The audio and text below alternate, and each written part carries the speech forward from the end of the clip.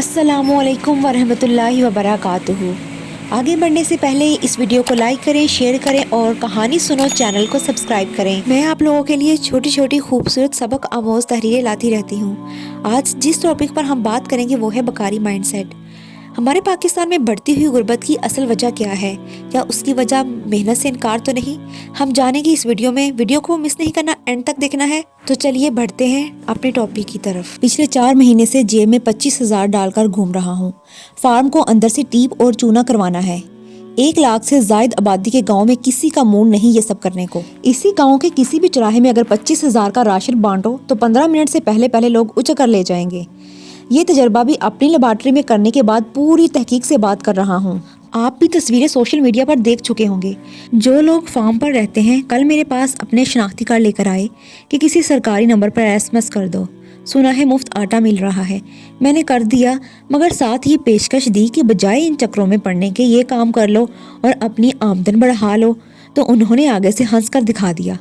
ان کے گھر 2 مرد ہیں جو سارا دن چارپائی توڑتے ہیں۔ کام چونکہ زیادہ سخت نہیں ہوتا، ان کی خواتین ہی کر لیتی ہیں۔ یہ طرز عمل صرف اس سے 1 گاؤں تک محدود نہیں، یہ تو چونکہ بطور ٹیسٹ کیس میرے تجربات کا محور ہے، اس لیے اس کا تذکرہ بار بار آتا ہے۔ آپ ٹی وی کھول کر دیکھ لیجئے، جب سے رمضان شروع ہوا ہے چھوٹے بڑے خیراتی اداروں کے پیج زکوٰۃ کی چھینا چپٹی چل رہی ہے۔ میڈیا پر طرح طرح کی مارکیٹنگ کمپنیز پر باقاعدہ لاکھوں روپے خرچ کر کے زکوٰۃ مانگی جا رہی ہے۔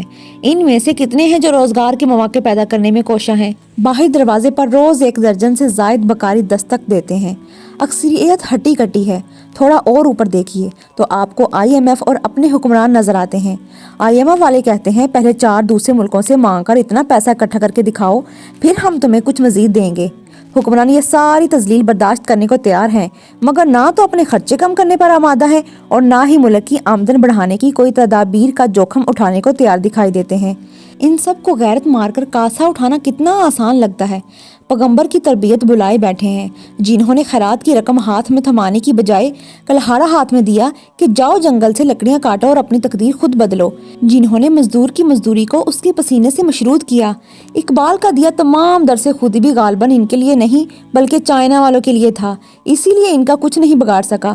میں نے اپنی مختصر سی زندگی میں کتنے ہی لوگوں کو صدقے دل سے محنت مزدوری کرتے اور پھر غنی ہوتے دیکھا۔ جو مانگنے تانگنے کے افیون پر لگ گئے وہ نسلوں سے مانگ رہے ہیں مگر آج بھی مفلس ہیں۔ مانگ کر کوئی کب یہاں غنی ہوا ہے؟ اس مائنڈ سیٹ سے کیسے چھٹکارا حاصل کیا جائے؟